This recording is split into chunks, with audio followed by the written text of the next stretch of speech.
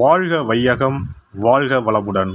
அனைத்து உறவுகளுக்கும் இனிய வணக்கம். நிகழும் ஸ்ரீ மங்களகரமான சோபகிருது ஆண்டு மார்ச் மாதம் 14ஆம் தேதி வியாழக்கிழமை அன்று சதுர்த்தி திதியில் பரணி நட்சத்திரத்தில் வைத்ருதி நாம யோகத்தில் சித்தயோகம் கூடிய நன்னாளில் இந்த மகத்தான பங்குனி மாதம் பிறக்கிறது.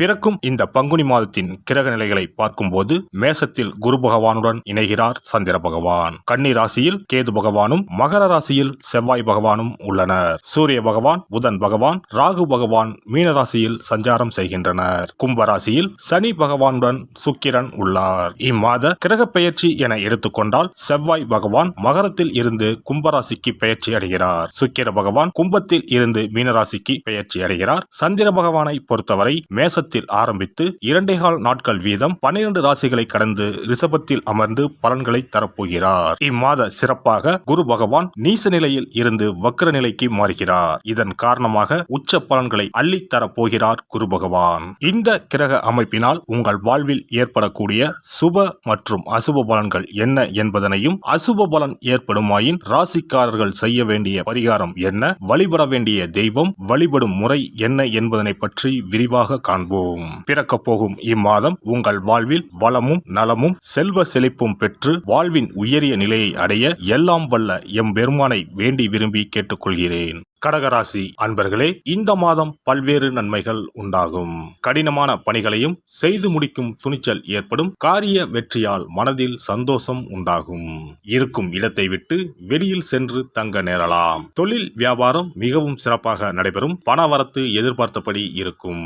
வியாபாரம் மற்றும் தொழிலை விரிவுபடுத்துவது பற்றிய திட்டங்களை செயல்படுத்துவீர்கள். பயணங்கள் சாதகமான பலனை தரும். உத்தியோகஸ்தர்கள் முன்னேற்றம் காண்பார்கள். வேலை பற்றிய கவலைகள் நீங்கும். நிர்வாகத்தின் முழு ஆதரவு உங்களுக்கு இருக்கும். குடும்பத்தில் ஏதாவது ஒரு விஷயம் தொடர்பாக வாக்குவாதம் ஏற்படும். கணவன் மனைவி அனுசரித்து செல்வது நல்லது. நண்பர்கள் உறவினர்களுடன் மனஸ்தாபம் உண்டாகலாம். எச்சரிக்கையாக இருப்பது நல்லது. பெண்களுக்கு எந்த ஒரு காரியத்தையும் செய்து முடிக்க கூடுதல் நேரம் உழைக்க வேண்டி இருக்கும். பணவரத்து எதிர்பார்த்தபடி இருக்கும். வாக்குவாதங்களை தவிர்ப்பது நல்லது. மாணவர்கள் மற்றவர்களை அனுசரித்து செல்வது நன்மை தரும். விளையாட்டுகளில் கவனம் செலுத்துவதுடன் கல்வியிலும் கூடுதல் கவனம் நன்மை தரும். கலைத்துறையினர் மிகவும் மகிழ்ச்சியாகவும் ஆர்வமாகவும் காணப்படுவீர்கள். வெற்றிகள் நிறைய கிடைக்கும். தூர தேச பயணம் மேற்கொள்வீர்கள். அரசியல்வாதிகளை பொறுத்தவரை வாக்கு கொடுக்கும் போது கவனமாக இருக்கவும். தேவையில்லாத இடங்களில் நிறைய பேச வேண்டாம். கவனமாக இருக்கவும். நட்சத்திர பலன்கள் புனர்பூசம் 4ஆம் பாதம். இந்த மாதம் எதிலும் வேகமாக செயலாற்ற வேண்டும் என்ற எண்ணம் தோன்றும். குடும்பத்தில் கணவன் மனைவிக்கு இடையே இருந்த மனஸ்தாபங்கள் நீங்கி ஒற்றுமை உண்டாகும். பிள்ளைகள் நீங்கள் சொல்வதை கேட்டு நடப்பது மன திருப்தியை தரும். பூசம் நட்சத்திரம். இந்த மாதம் உங்களது ஆலோசனை கேட்டு குடும்பத்தில் இருப்பவர்கள் செயல்படுவார்கள். ஆன்மீக நாட்டம் உண்டாகும். வீண் அலைச்சல் ஏற்படலாம். மாணவர்களுக்கு தொழில்நுட்ப கல்வியில் ஆர்வம் உண்டாகும். புதிய வகுப்புகளில் சேர முயற்சிகளை மேற்கொள்வீர்கள். ஆயுள்யம் நட்சத்திரம். இந்த மாதம் சுப காரியங்களில் கலந்து கொள்ள நேரலாம். காரிய வெற்றி உண்டாகும். இழுபறியாக இருந்தவை சாதகமாக முடியக்கூடும். தேவையற்ற கவலைகள் நீங்கும். உங்களை பற்றி விமர்சனம் செய்து வந்தவர்கள் அதனை விட்டு விலகி விடுவார்கள். சரஸ்வதி தேவியை பூஜித்து வர காரியங்களில் வெற்றி உண்டாகும். கல்வியில் முன்னேற்றம் காணப்படும். அதிர்ஷ்ட கிழமைகள் ஞாயிறு மற்றும் புதன். அதிர்ஷ்ட தினங்கள் பங்குனி 17 மற்றும் 18. சிறப்பு பரிகாரம். வாரந்தோறும் செவ்வாய்க்கிழமை அன்று வீட்டில் உள்ள முருகப்பெருமான் படத்தினை துடைத்து சந்தனம் குங்குமம் பொட்டு வைத்து சிகப்பு அரளிப்பூ கொண்டு அலங்காரம் செய்யுங்கள். ஒரு கண்ணாடி டம்ளரில் தண்ணீர் ஊற்றி ஒரு எலுமிச்சை பழம் சிறு வெட்டிவேர் போட்டு முருகன் படத்திற்கு முன் வைத்து விடுங்கள். ஒரு மாயிலை எடுத்து காம்பு பகுதி முருகப்பெருமானை பார்த்தவாறு வையுங்கள். அகல் விளக்கில் நெய் தீபம் ஏற்றி மாயிலையின் மீது வைக்க வேண்டும். தீபச்சுடர் முருகப்பெருமானை பார்க்கும் வண்ணம் இருக்க வேண்டும். கண்களை மூடி முருகப்பெருமானை மனமாற வேண்டி உங்கள் வேண்டுதல்களை வையுங்கள். பூஜை முடிந்த பிறகு அடுத்த நாள் டம்ளரில் உள்ள எலுமிச்சை பழத்தை உங்கள் வீட்டை சுற்றி திருஷ்டி கழித்து போட்டு விடுங்கள். 6 வாரங்கள் வரை இந்த வெட்டிவேரை மாற்ற தேவையில்லை. இவ்வாறு செய்து வழிபட்டு வர குடும்பத்தில் உள்ள எப்படிப்பட்ட கஷ்டமாக இருந்தாலும் அந்த கஷ்டத்திற்கு தீர்வு கிடைக்கும். நம்பிக்கை இல்லாமல் எந்த ஒரு வழிபாடும் செய்யக்கூடாது. நம்பிக்கையோடு செய்யும் பட்சத்தில் கைமேல் பலன் கிடைக்கும். இனி பங்குனி மாத சிறப்புகளும் வழிபாட்டின் பலன்களும் என்ன என்பதனை பற்றி காண்போம். பங்குனி மாதம் என்பது வழிபாட்டுக்கு உரிய மாதம். பங்குனி மாதம் வணங்குவதற்கும் பூஜைக்கும் உரிய மாதமாகும்.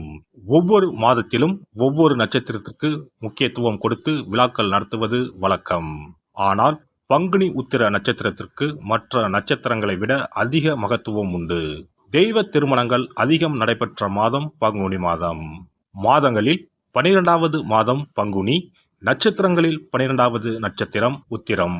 12வது மாதமான பங்குனியும் 12வது நட்சத்திரமான உத்திரமும் இணையும் புனித நாள் பங்குனி உத்திரம் என்று கொண்டாடப்படுகிறது. எனவே பங்குனி மாத உத்திரத்தின் சிறப்புகள் அதிகம். பங்குனி உத்திர நாளில் அனைத்து ஆலயங்களிலும் சிறப்பு வழிபாடுகள் நடைபெறும். கிராம கோவில்களில் அக்னி சட்டி ஏந்துதல், பூஜைகள் விமர்சையாக நடைபெறும். எண்ணற்ற ஆலயங்களில் சுவாமி அம்பாள் திருக்கல்யாணம் நடைபெறும். சிலருக்கு கைகூடாமல் திருமணம் தள்ளி போனால் பங்குனி உத்திர நாளில் விரதம் இருந்து இறைவனை வழிபட்டால் வெகு சீக்கிரம் திருமணம் கைகூடும் என்பது ஐதீகம். அதோடு காதலிப்போர் மனதுக்கு பிடித்தவரை கரம் பிடிக்கவும் பங்குனி உத்திர விரதம் இருப்பது மிகுந்த பலனை கொடுக்கும். பங்குனி உத்திரம் கல்யாண விரதம் என்றும் அழைக்கப்படுகிறது. 8 வகையான மகா விரதங்களில் கல்யாண விரதமும் ஒன்று.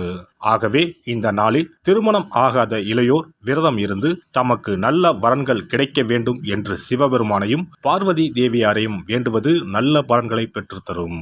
இத்தினத்தில் மேற்கொள்ளும் விரதம் மிகவும் விசேஷமானது. நீண்ட நாள் ஒற்றுமையுடன் வாழ விரும்பும் தம்பதியர் விரதம் இருந்து சிவனுக்கும் சிவ பார்வதிக்கும் அபிஷேகம் செய்வார்கள். இந்த விரதத்தை முருகனை வேண்டியும் செய்யலாம். அதோடு அன்னதானம், வஸ்திரதானம் செய்வதும் சிறப்பானது. ஜாதக தோஷத்தால் திருமணம் தடைப்பட்டவர்கள் வழிபாடு மேற்கொள்ளவும் சிறந்த நாள் இதுவாகும். செவ்வாய் தோஷம் காரணமாக திருமண தடைகளை சந்திப்பவர்களுக்கு பங்குனி உத்திரத்தன்று முருகனை மனமுருகி வணங்கினால் திருமண தடைகள் நீங்கி திருமணம் சுபமாக முடியும். குழந்தை பேரில்லாமல் தவிப்பவர்கள் பங்குனி மாத விரதம் இருந்து அம்மன் கோவில்களுக்கு சென்று வழிபட அந்த அம்மனின் அனுக்கிரகத்தால் நிச்சயம் புத்திர பாக்கியம் கிடைக்கும். தொழில் மற்றும் வியாபாரங்களில் ஈடுபடுபவர்கள் தமிழ் வருடத்தின் கடைசி மாதமான பங்குனி மாத தினத்தில் திருஷ்டி பூசணிக்காய் வாங்கி உங்கள் வியாபார இடங்களை திருஷ்டி கழித்து அதற்குரிய நேரத்தில் உடைக்க வேண்டும்.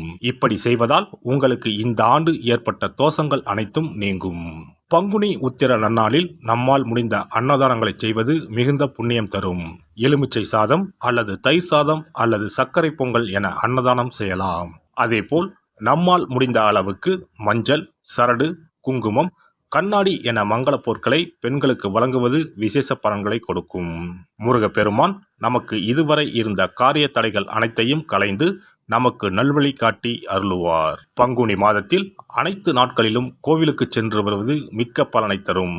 மேலும் செல்வ செழிப்புடன் வாழ்வதற்கு உதவும்.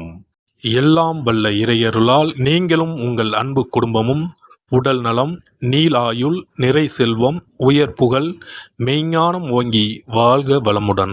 இந்த வீடியோ பதிவு உங்களுக்கு பிடித்திருந்தால் லைக் பண்ணுங்க, கமெண்ட் பண்ணுங்க, ஷேர் பண்ணுங்க, மறக்காம சப்ஸ்கிரைப் பண்ணுங்க, பக்கத்துல இருக்கிற பெல் பட்டனை கிளிக் பண்ணுங்க. நன்றி, வணக்கம். ஓம் நமச்சிவாய. சிவாய நம.